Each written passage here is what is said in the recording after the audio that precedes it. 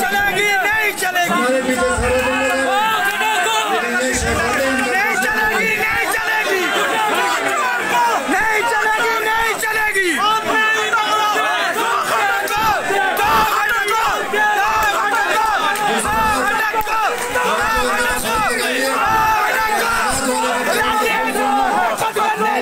बात कर रहा था कि आपको तमीज़ से रहना चाहिए क्योंकि आप पढ़े लिखे लोग हैं।